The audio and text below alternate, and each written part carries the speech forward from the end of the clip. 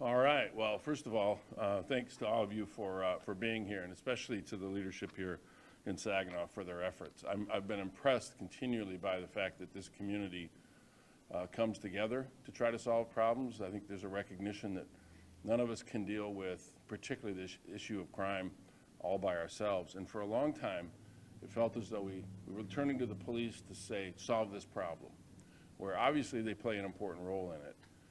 But this initiative is recognition that the community has to come together in order to deal with issues around crime.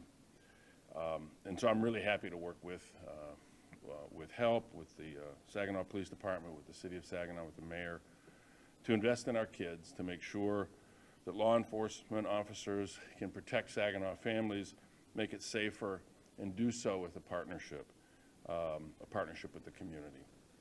One of the most important jobs that I have in Congress is to get resources back to our community, back to mid-Michigan, through the Community Project Funding Initiative, which is the opportunity for each member of Congress to designate up to 15 community-identified priorities that we can then go directly to the Appropriations Committee and ask to have included in the federal budget. We've been able to help with some of these initiatives. This particular initiative rose to the top when we looked at the needs of the community, the ability of the community to do this work, and the kind of partnerships that we try to encourage. So this year I requested over $1 million for the Saginaw Police Department and HELP's collaborative crime prevention work. And we're very happy to report that the Commerce, Justice, and Science Subcommittee of the Appropriations Committee, which is the process that gets this stuff into the budget, have included this funding in the proposed 2025 federal budget. When this is eventually approved, and we still have to walk it through the process, it's one of the reasons I'm committed to seeing this through all the way to the end of my term, to make sure this initiative is funded. But this would fund violence intervention efforts, really important, community engagement, critical technology upgrades that Saginaw and other police agencies desperately need, of course, but in this case, helping Saginaw Police and HELP make our neighborhoods safer for kids and families. We've done other work here, and this is obviously not our first visit. We passed the American Rescue Plan, which gave communities like Saginaw and Flint, Bay City, and others resources to support violence intervention and other law enforcement, public safety initiatives. We've secured other federal funding for Saginaw through the Department of Justice to support community and law enforcement efforts to reduce gun violence and improve public safety. And then the legislation that I've been championing, that I'm committed to seeing all the way through, the Invest to Protect Act, will prioritize funding, particularly for departments that are not the big city departments, but departments that have an important job to do, like we do right here in Saginaw. I'll finish where I started and actually turn it over to the people who do the real work here. My job is to help deliver some resources, but we couldn't do that without really thoughtful, committed, and I think pretty innovative leaders here in town that have decided to come together around this initiative. So to start, let me turn it over to Chief Ruth, and we'll hear from Kareem Bowen from Saginaw HELP, and of course our relentless, energetic, energizer bunny of a mayor, Brenda Moore. So Chief, take it away. Congressman Kildee, I have to thank you. You did it again. You hit another one out of the park for us. You are bringing funding to the Saginaw area to help us work together as a team, to collaborate with organizations, other law enforcement organizations, community organizations, clergy, church, technology, to help keep Saginaw safe. And that's what we need.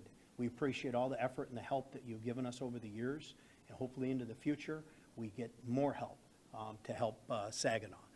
And that's what this is all about, is help. I'm going to let Kareem Bowen talk about HELP because he is the leader of that organization. Thank you. Kareem? Thank you, Congressman. Once again, as always, you've come through for the city of Saginaw. I just want to say that I'm extremely excited by this opportunity. HELP, standing for Healing, Engagement, Love, and Presence, is a community violence organization. For a long time, we have been screaming, and when I say we, I'm talking about community organizers, pastors, and those in the community, that the way to combat violence isn't always more officers on the street, but sometimes it is a partnership between law enforcement and getting community organizations involved and helping with community messengers and credible messengers, those who have been a part of the violence culture, coming in, working with law enforcement to really bring a change in our communities. I'm excited about this innovative process that we've been doing. I want to thank Chief Roof when I approached him, who said, hey, I'm excited about this. We have been working for a long time, and we were committed to making this happen. When I say we, I'm talking about all of the men and women that are part of HELP. If it was necessary to do the work and to find a way to fund it ourselves, but to have congressmen and those that are in DC and here in Michigan and locally that are fighting for us to be able to have the funds to make our community safer is extremely exciting. So we're excited about all the young lives that we're going to be able to impact, all of the communities that we'll be able to walk, and the training, the education, and the information, and working with law enforcement to bring a safer and brighter future for the city of Saginaw. All right. Thank you, Kareem. Our mayor, you're starting to get used to doing this. You want to keep doing it, don't you? No, I don't. Not really. Good morning. I said 4 years ago, it's a new season, it's a new day. The anointing is on the city of Saginaw right now. Dan, as always, you know, every time I talk to him, I'm talking about money, but I didn't have to talk this time. It was in the, it was opposite. He's seen it for himself. The group HELP was a group that originated from a phone call. And I did the phone call. It was right after a homicide. And I called Kareem and said, Kareem, I'm tired, Pastor, of telling families, I'm sorry for your loss. We got to take our streets back. And so HELP was birthed that day. There was a lot of skepticism, but however, with the collaboration of leaders who wanted to be leaders and who didn't know they were leaders, they stepped up. There is so much, I keep telling everybody, this city is evolving. We're in a new era right now, and the era is peace. Why are we having so much peace? Yes, there's still violence, but we're not the only city. The good part about Saginaw is we're taking it back. We're taking our city back. And for anyone who wants to become a part of HELP, be it female or male, you need to contact and go on the webpage and read about us. No, we're not polices. No. I call and tell them, I'm for the work with y'all. No, Mayor, because they're my warriors, okay? In every good tribe, you got to have a leader. So they are my warriors, and that's how I refer to them. When I talk to warriors, we need warriors, Dan. We need more people who want to step up and get involved. This is what this is really all about. It's about the community taking back their city. And so, Dan, as always, I thank you. Hate that you're leaving me, but whoever your predecessor is going to be, they got to come back and they got to be just like him. So, Saginaw, you know I love you. We're going to do what we need to do to make our city better, and we're going to keep collaborating from the top to the bottom. And as long as we stay together as a family, like it says, a family that prays together stays together. So I just want to thank you for your time, and thank you so much. All right, thank you. Look, let me wrap it up, and then obviously any questions you have about the program, the folks who are responsible for actually executing it can answer that far better than I. But, you know, the thing that we see all the time, especially in my line of work, we hear a lot of folks who do a pretty good job of helping us understand what the problems are out there. And that's important. That's a part of the process, listening to people to understand what are the challenges that a community might face. But in a lot of places, I'll be honest, that's where the conversation ends. There's this sort of expectation that people can complain and that somebody's going to respond. And I get that. That is part of the democratic process. But what's remarkable here is that you have a city government, a police department with leadership that says we welcome the community's not only input, but we welcome the community's participation in solving this problem. And you have a community, in this case through HELP, that's willing to offer themselves not just as a source of information about what's happening in the community, but as a part of the solution to get at this problem. You know, violence, crime is an issue in every American city. The ones who succeed in dealing with it are the folks who realize that it's not just more money, although more money helps, and that's what I'm here for. But the reason this particular project rose to the top for us is that you made my job easy. When I can go to bat in the Congress of the United States for resources that will be used in the way that you have determined they should be used, it's a pretty strong argument to make. The communities together, they're working hand in glove with the police department, with the city leadership to address this problem. And that's pretty remarkable, and it's a good example for other places around the state and around the country, and I hope folks are paying attention as you do this. So with that, throw it open to questions, but honestly, if there are questions about the program, I'll step back and let the folks from the city and from HELP address that. Chief, can you speak to, obviously, the continued violence here in this city that continues to plague every U.S. city, like the Congressman just talked about, but further, how does this program, as an extension, help your organization kind of move itself forward? What it does is it carries us to the next level. We need better communication between police and the community. We need that victim services end of it also, where somebody contacts the victims of these crimes. If somebody is shot or somebody is killed, unfortunately, the mother or the father is the victim of that individual. They need help also. This is a family structure issue. We need to hit the youth when they're young to teach them that this isn't the way of living. We need to show them that there's something else out there to do in life besides gangs, drugs, and money. You can get a good education, a good job, keep yourself clean. You can do a lot of things in this world. And that's what it's all about. We have to embrace the community with that. Like, we're all parents. We're all parents of the community. And we have to make sure that we teach our people how to do things right in society.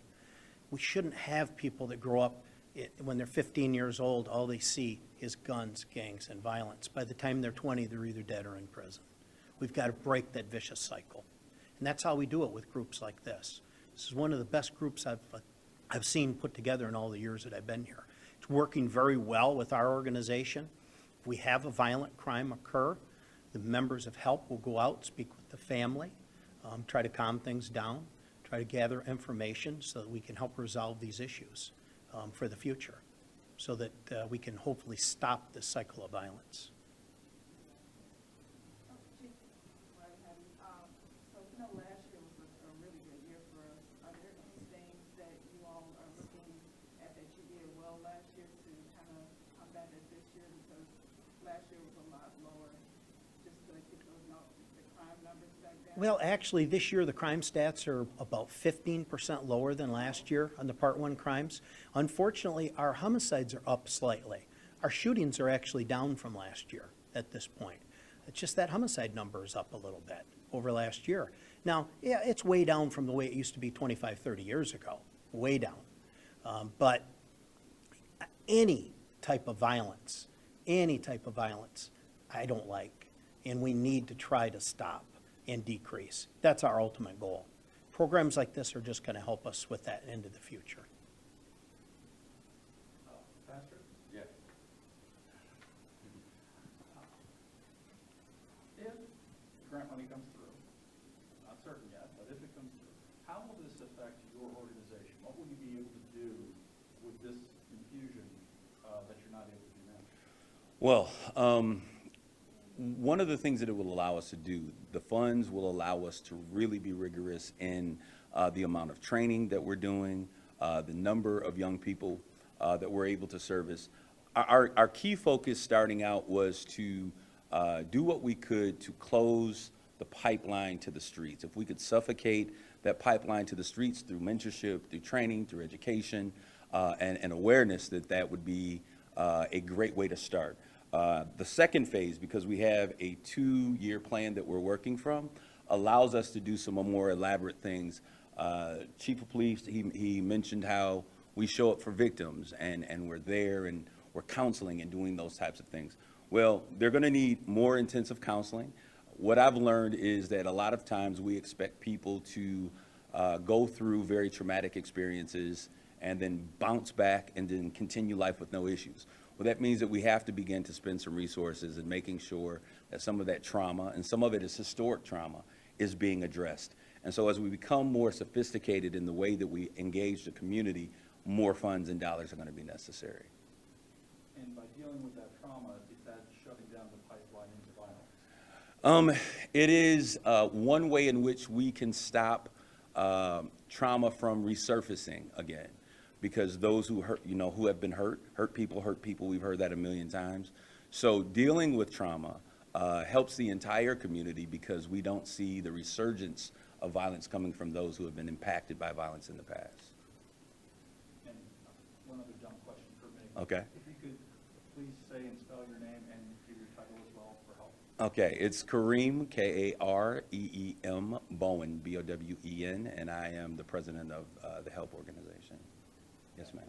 Yes, just as a community organization, talk a little bit about why it's important to have organizations like this to get involved in this type of process. I learned a lot from COVID, and what I realized, and hopefully we all realize, is that there are some very serious disparities that exist in our communities. And what we noticed through COVID was that in order for us to really combat the impact and the spread of the virus, it was a public health crisis. So we brought law enforcement, community, pastors, organizations. Everyone came together to solve the issue. And I'm excited because for the first time, we now see community violence being addressed in that very same issue. There are a lot of people that are a part of HELP or a part of our coalition that you may never see in a green shirt, but it is necessary for every part of the community to be a part of this as we address violence in our community.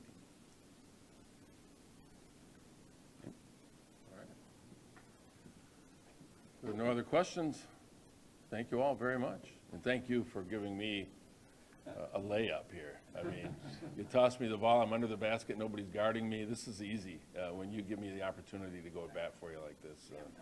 It really